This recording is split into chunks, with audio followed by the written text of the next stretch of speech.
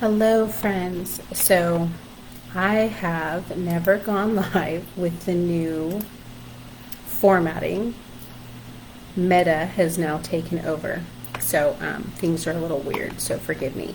But most of you are asleep, but you'll see this when you wake up tomorrow.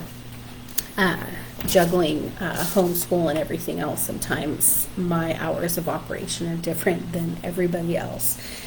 But people have been asking, what do we do to get involved with the legislative hearings? There's a lot of confusion on how this works. Our group over the last few years has been focused on county. We've been focused on school districts.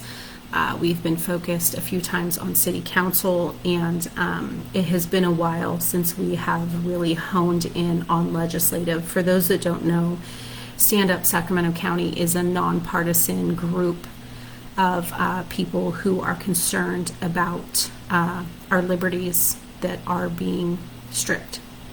We are concerned about the tyrannical hand of government, and we want a course correct. That is the primary reason a lot of people have come on here, whether they're looky-loos that are trying to just stay on top of things and stay educated, or they're people that are actively engaged. With the shadow banning that goes on with this group, the number of people that are members of this group, we see maybe 10% that interact and maybe 1% that show up at events. And that's not to talk ill of the people in this group. A lot of that is Facebook. A lot of that is what we're dealing with. If you do not know, we have a Telegram group by the same name. There are about 700 people there, and there's a lot more candid conversation. There's a lot we cannot say on this platform at risk of being deplatformed again. For those of you that don't know, this is my second Facebook. So there's a lot we cannot say. So the Telegram group, we speak freely. So if you have been reluctant to download that app, maybe this would be an incentive to do so. But I wanted to explain a few things. The legislative hearings that are going on right now, when a bill is introduced, whether it's by the Assembly or the Senate, it goes to the Rules Committee, which will scan over the bill and determine what bodies need to look through it. Maybe there's talking points in the bill that need to go to Labor and Employment, or to Education, or to the Health Committee, Public Safety, and they will assign committees. So if it's an Assembly bill that's introduced, they will assign Assembly committees to review the bill. So it could have one hearing, it could have three, based on how many committees are assigned to review it. Each committee, the bill could die. You know, people could say, the Assembly members can be like, nope, this is trash, and they don't send it through, or they can say, oh, this looks good, we'll send it through. If they vote against it in the majority, then it dies, and it does not continue through the process. If they approve it, then it moves on to the next committee. At some point, it reaches the floor for a vote. It will go to the Assembly floor, where all of the Assembly members, rather than the 5 to 7 or so that are on the committee, it goes to everybody, all of the Assembly representatives for the state, and they vote on it. If it passes, then it moves to the Senate, where it repeats that process. The Senate Rules Committee reviews them, breaks it down by what Senate committees need to now review it, and it goes through the same process. It migrates through the committees. If it passes the committees, then it goes to the Senate floor for a vote. It can die anywhere in that process. If it passes, it passes the Assembly floor and the Senate floor, then it goes to the governor to be signed into law. Occasionally, and there's maybe 1 or 2 bills that we're tracking, that it states that if the governor signs it, then it goes to the people for a vote. Most of these bills go to the governor and then they're enacted. It's not common with what we're looking at that they go to us for a vote. So that is the process. And so right now we are looking at, we have 15 bills that we are tracking that we deem bad bills. We just found 2 more tonight that the team is scrubbing. We have 5 good bills that we strongly support that we are tracking, and we found 1 more tonight that we are looking into a little bit further before we formalize a position on. And then we have other bills that we're just kind of curiously watching. When we take a position on a bill, we send a letter in and we have a week to do it before the hearing to get it in. There's a few things that we have learned about that we did not get a letter in time, but we have sent 4 letters in so far, position letters, and the team is supposed to meet this week to crank out letters for the other ones to get ahead of it. But we're sending in position letters based on, and we're looking at things, right? We all individually have things that we're passionate about, but we're looking at things that will affect our ability to move freely in society. That's what we're looking at. That's a primary lens in which Stand Up Sacramento County is looking at bills. And so we might call in individually on certain things, but some of the things that are on the docket for Wednesday, there's AB 1993. This was introduced by Wix, and it's California employers must force their workers to get the thing. Okay, I can't say it on Facebook Live or the stream will be affected. And it does not matter if you're a public, private, or independent contract. We call this the no thing, no job bill. If an employer, so your employer, whether they believe in the thing or not, will be required by the state to make sure that you have obtained it, and themselves, at risk of a $250,000 fine. So a lot of us are looking at this as if you have not received the thing by now, you probably have a strong stance on why you don't want it. Whatever that reason may be. Maybe your doctor advised you not to get it because you have some kind of health issue. Maybe you've done your research and you're not interested in it. Whatever, maybe it's a sincerely held religious belief. Whatever it is, if you have not received it by now, you're probably not going to. That means you cannot be employed in the state of California come January 2023. So we sent in a position letter on AB 1993. That is going to be heard Wednesday by the Assembly, Labor, and Employment Committee at 1:30 p.m. Another bill that's being heard on Wednesday is SB 906, and this is not public health related, but it might be a concern for some. Parents, and this was introduced by Portantino, parents are to report legally owned tools for rapid hole punches to their children's school, the location they are stored in the home, and it opens up the ability for the school to search your children with concerns of them carrying these explosive hole punches. And it opens up a database for law enforcement and the Department of Justice. That's SB 906. That is being heard by the Education and Public Safety Committee, the Senate Education and Public Safety Committee, on Wednesday at 9 a.m. It's considered a special order of business, so it's supposed to be heard first. We shall see. They rearrange things from time to time. We really won't know when it's going to be heard fully until Wednesday morning. As of right now, we don't have any phone numbers to call in. The phone numbers are listed on the Senate website if you want to just call and listen, but if you want to state support or opposition to any of these bills, we won't have, the daily file won't be updated until that morning, usually like 8 to 8:45. Another bill that we're looking at for Wednesday is SB 1464. That was introduced by SB 1464 was canceled from Wednesday's schedule, and it has been amended and moved to April 6th. This was introduced by Pan that law enforcement or officers must either enforce public health orders, not laws, public health orders, or lose their state funding. So the amendment, let me pull it up. The amendment reads, notwithstanding any other law, no state fund shall be provided to any law enforcement agency that publicly announces that they will oppose or adopts a policy to oppose a public health order. If state funds are withheld from a law enforcement agency pursuant to this section, those funds shall instead be reallocated to the county public health department of the county in which the law enforcement agency operates for public health purposes. So if we give an order and you deem it unconstitutional, unethical, whatever it may be, as a law enforcement body, and you refuse to enforce it, then we will defund you and we'll take that money and absorb it into the public health department.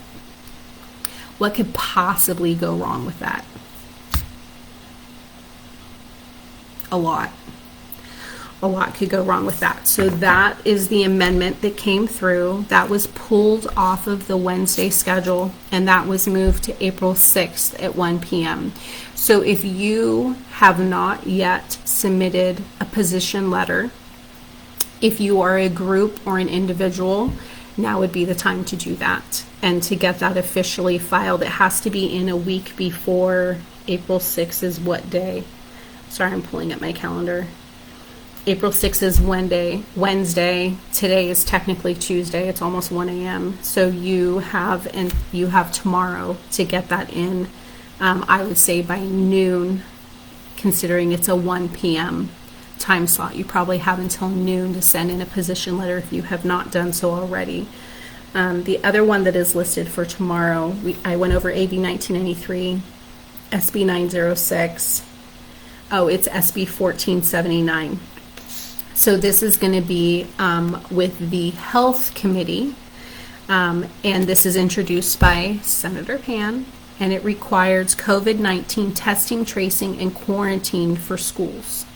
This will be at 1 p.m. with the Senate Health Committee. Now, the interesting thing is, have we not been told for the last 2 years that testing, tracing, and quarantine were required? And now we've got a bill to require them. It's enough to make you feel kind of crazy. It's never been legal. What was the term used by an attorney I spoke to? Let me pull out my binder. They have been punitively enforcing a guidance, a non-actionable guidance all this time. And not enough people have stood up. People just comply and they're like, oh, you think my kid's sick? Okay, I'll do the test. I mean, maybe they have allergies, but yeah, it's a runny nose. I'll do the test because I need them to go to class.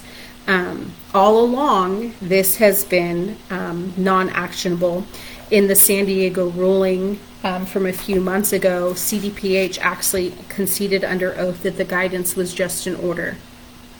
So it took, we're 2 years in, it took about 15 to 18 months for the California Department of Public Health to actually acknowledge that the guidance was just an order. And the only reason they did that is because they were under oath with the San Diego ruling.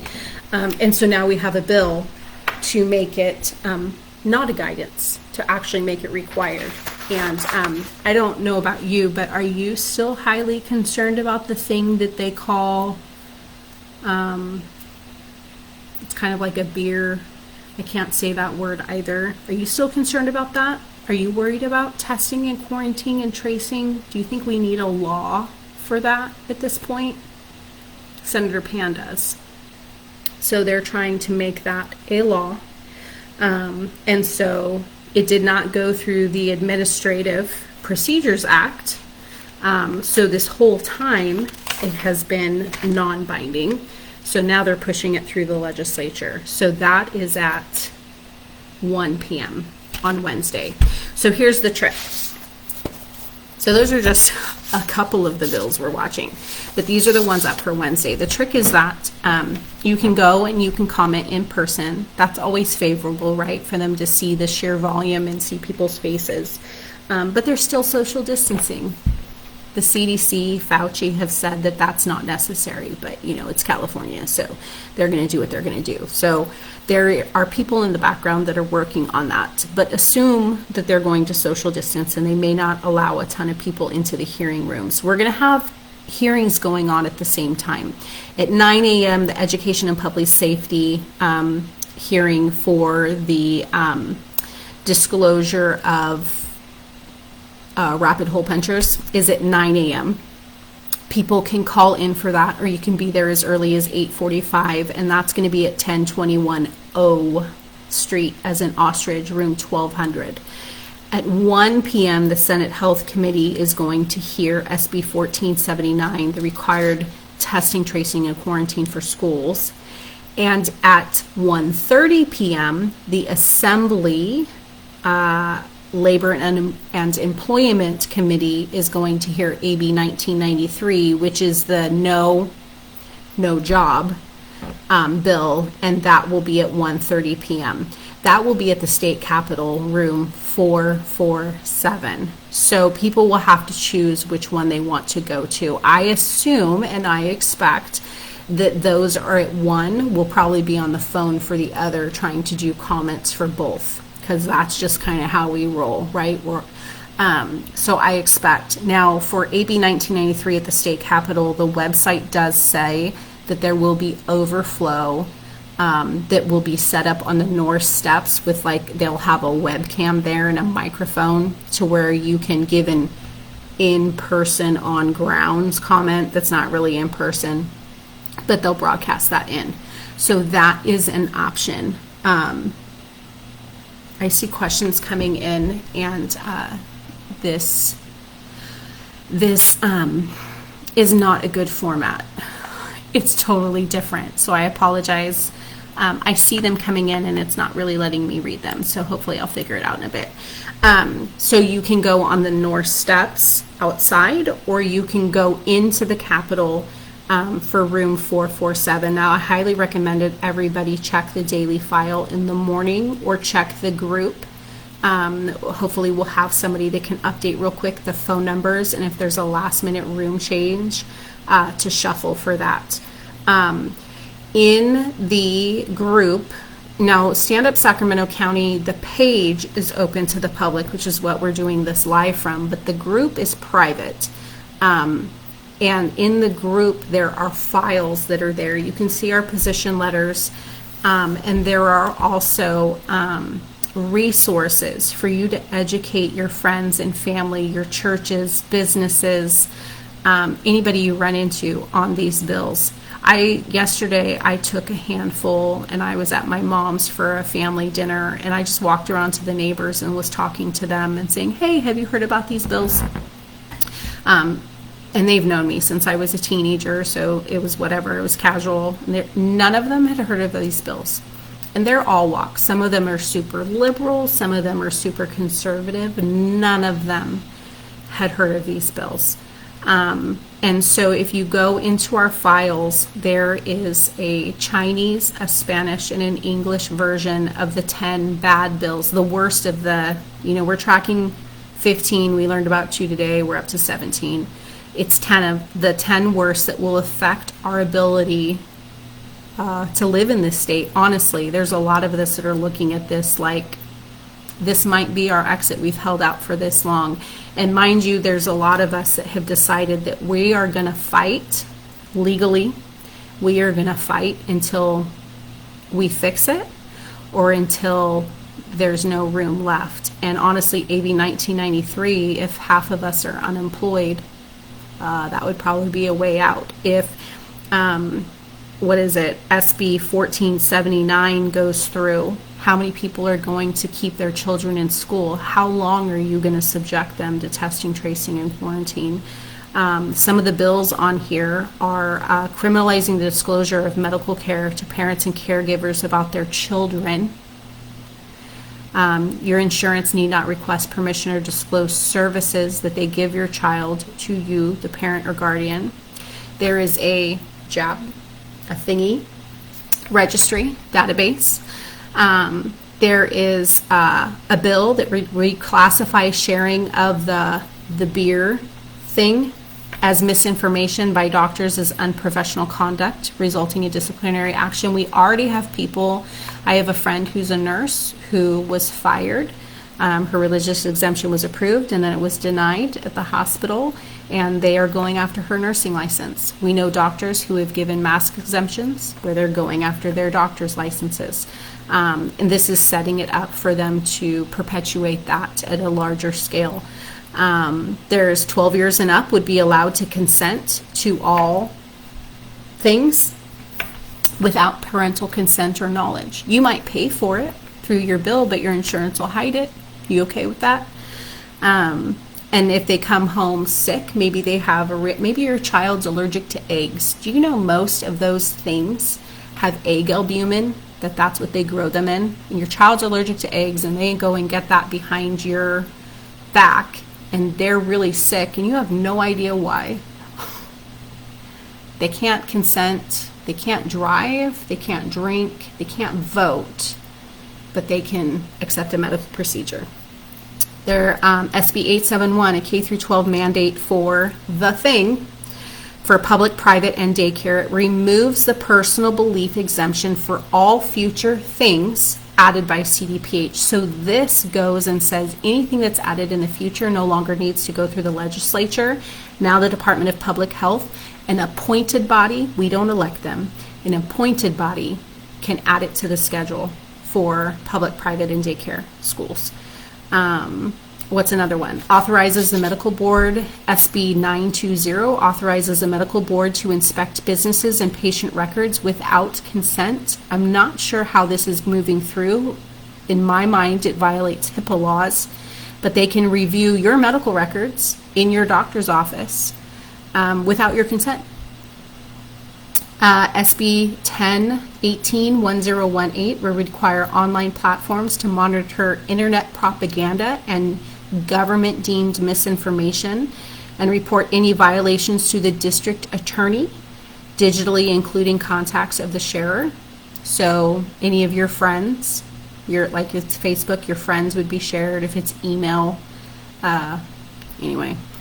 SB 1100 authorizes the removal of willful interrupters from a public meeting. And on first reading, it's like, okay, if somebody's disrupting a public meeting, that's bad, right? They should be removed.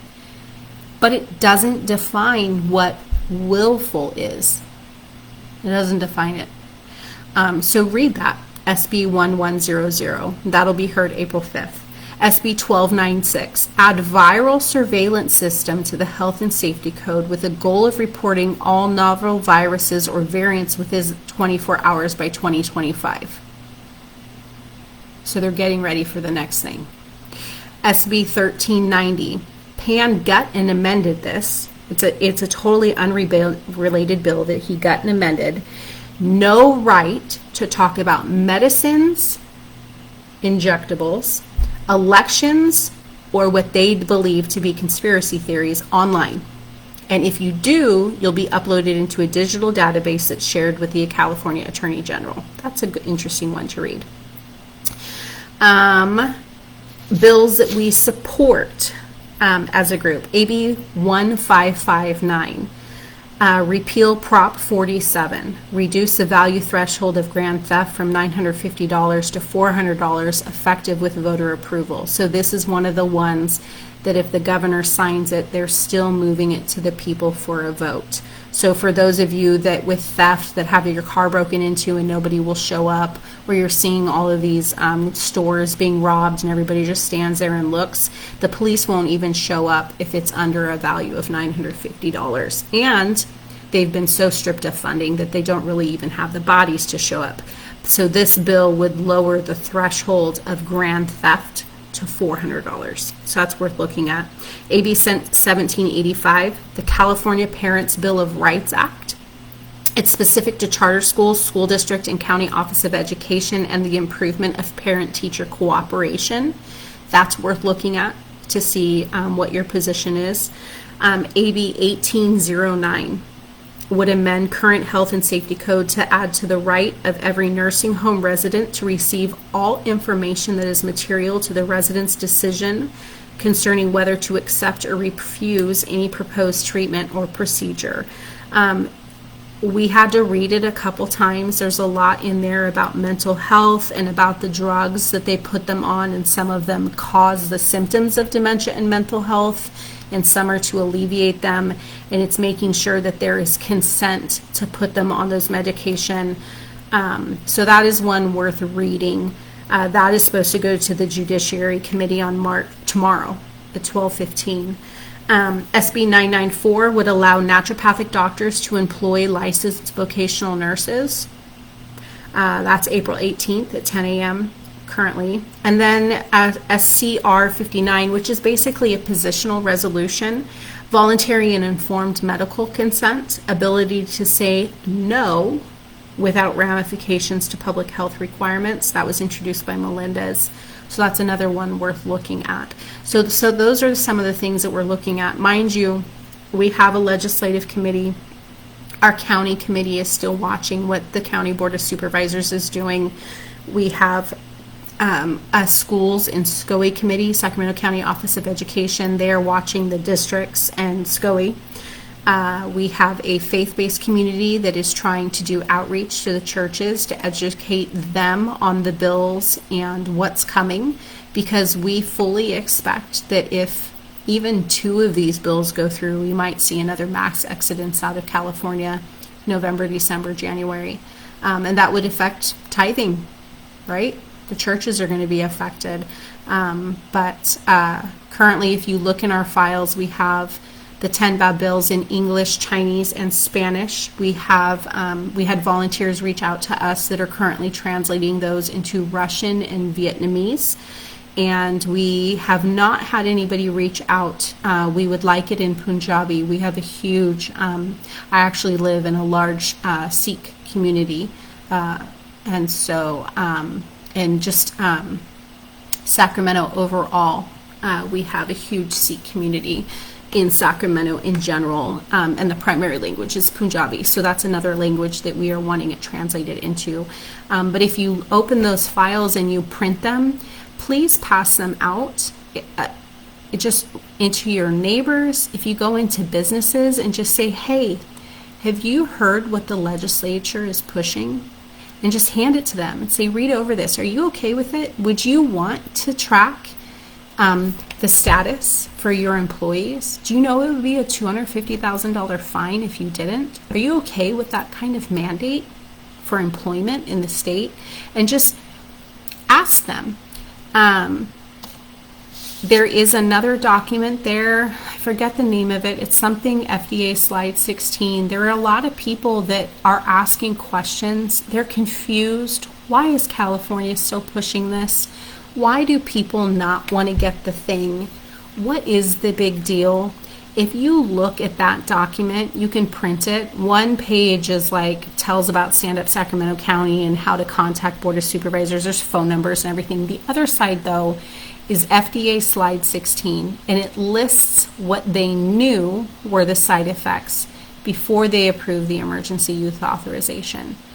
It is a great opening for people that are just starting to question things, and they're just confused. And I think we can all relate, because we all had that moment, right? That aha moment where we felt like we'd asked for a drink of water and we were hit with a fire hose. That document, that page is for them, because it gives them the slide of what they knew and what they hid, because they skipped over that slide not once but twice. It's a link to the PowerPoint so they can see that it's a legit document, and it's a link to the 8-hour meeting where that was supposed to be presented, and it has the timestamp at 2 hours such and such minutes. You can see them skip over this slide. You can see them hide this information. And that's an eye-opener for a lot of people. And then if you look at the position letter that we uploaded for AB 1993, We have a lot of information in there that would be more of an informed consent position that lists the Pfizer documents that came out through a FOIA on what they knew out of their clinical trial and the 3% mortality rate that they knew going into the EUA. Does this mean that everybody that has received this is going to have problems? No, right? There's no one size fits all with medicine. But when you're going and we look at these committees and we look at these bills as absolute extremism, when you're going to the level and you're mandating this to have a job, to be employed in the state of California, to receive an education in the state of California, and you're going so far that you're enabling a child to accept it behind their parents' back, and you look at the FDA slides and you look at the Pfizer documents on what they know, and they're hiding and they're gaslighting people and they're censoring on social media, and you look at that and you look at our legislature that's pushing this through, it's pretty eye-opening if somebody just pauses to ask themselves, why would they do that? Why would they do that? Do you know that 769 athletes so far have collapsed in the last year? Why is nobody talking about that? Del Bigtree did a huge expose on that. All you have to do is look it up, athlete collapse, and you'll get football players, soccer, American football, tennis, it's basketball. I've lost track of how much footage I've seen. Look at all the musicians lately. There was a pro wrestler recently. They try and cover it up. But that's a really big number. All of a sudden, never in history have we seen that many people who are in their peak of their physical wellness, and they're in peak shape, and they just collapse on the field. So it's not, nothing in the world is safe for everybody. I can't eat gluten. I can't eat eggs. I am allergic to most because I can't eat eggs. Or maybe I'm allergic to eggs because of this. Who really knows? The chicken or the egg, which came first? But the point is, there's no one size fits all. And these guys are going through the legislature and mandating all of these things. And so it's important for people to take a look at that and decide, are you okay with that? And if there's any part of you, are you okay with it being mandated for somebody else? Are you okay with law enforcement being required to operate and enforce public health orders? Do you know that public health is not elected, they're appointed? So we're basically enabling them to operate as the fourth branch of government. Are you okay with that? So it's worth taking a look at. Now, I will be at the Capitol on Wednesday. I will not be there at 9 a.m. I will be phoning in for the Education and Public Safety meeting. But I will be there in the afternoon, juggling that Senate Health Committee meeting and the Assembly Labor and Employment meeting. I will be juggling those, but I will be there. And I encourage you to be there too. I encourage you to spend today, tomorrow, Tuesday. I encourage you to call everybody, look in the group. The phone numbers are listed there for the committees. I encourage you to call them. The committee members may not be your direct representatives. And if they ask you for your address, tell them, I'm calling from Sacramento. I'm calling from wherever, because this committee member represents the state. So if they try to tell you that they can't take your comment because it's not your representative, remind them that this person serves on a committee and you're calling them as a committee member. And then call your direct representative. Just Google who's my California Assembly person. It'll ask you for your address and it will tell you who represents you. Call them and say, hey, if this hits the Assembly floor, if this hits the Senate floor, I'm not okay with this. Where do you stand? Ask them where they stand. ask for a meeting with them. They're in their district offices on Friday. So they're usually at the Capitol Monday through Thursday, and then they're in their district offices on Friday. Ask for a meeting when they get home, and sit down and talk with them. Find out how do they feel about this? What bothers them? What are the good points? What are the bad points? And talk through it with them. See where they stand. You'll be surprised. Now, do I personally think that we are going to completely eliminate this level of tyranny in the state this year? No. We are, what was a friend said? A friend said today, the water ain't going to clear up until you get the pigs out of the creek. The water ain't going to clear up until you get the pigs out of the creek. We've got a lot of pigs in our creek.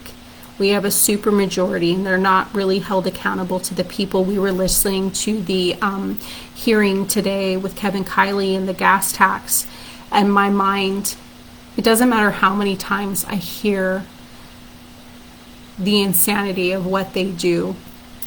They basically amended it on the floor and took what's supposed to be a gas tax relief bill, and it turned into a gas tax increase in bill. So much so that Kylie said, hey, are you going to put your name on the bill, because it's no longer even close to what we did, and they wouldn't even put their name on the bill. That's common with our legislature. And it's not even, I mean, there is a strong party line, but there's rhinos in our legislature too. So you're not going to hear me praising the Republicans, and you're not going to hear me fully bashing the Democrats. But there is a strong tendency for the Democrats to act like asshats. And I think it's because they know that they're unchallenged. They know they can just run amok and do whatever they're going to do because they have more votes. And so now more than ever, it's important to pay attention and to put pressure and to not vote party line come 2022, but vote based on election, based on their voting habits, vote based on their character. Ask them the hard questions. Hey, what do you think about the last 2 years? Do you think that that was based on truth or lies? Hey, do you think we should mandate these things? Hey, what do you think about the Constitution? Do you support it? I mean, things that we probably shouldn't have to ask, but we have to ask. And mind you, we could go on a whole tangent with election integrity. There's a lot against us in California. But in my opinion, we need to operate under the mindset that we can fix this, so that we can look at our children and say we did everything that we could. Are we going to fix the election integrity by November? Probably not. I mean, and if people don't realize that we have a problem in that area, man, you've got to do a lot of reading. It is a problem. And so I don't know if we're going to fix this. I don't know if we're going to overturn this. But I'll be damned if we sit on our laurels and just watch it happen. That's not this group. That's not me. And so we're going to give it our all, and we are going to try and try and try until we fix this, or until it's so bad that we cannot provide for our families and we're at risk of being homeless or completely reliant on social services, which in my opinion is what they're trying to do. And we have to move. And if we move, we're not going to sit on our laurels. We're going to engage. And whatever state I'm in, they try and get in my face about don't California our state, and be like, hey, you need to listen to me so you don't California your state with your ambivalence. Because I'm looking at the red states, and I'm looking at DeSantis, and even DeSantis is not calling out the athletes that are collapsing on the field.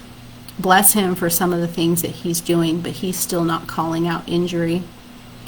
Nobody is, not even Trump.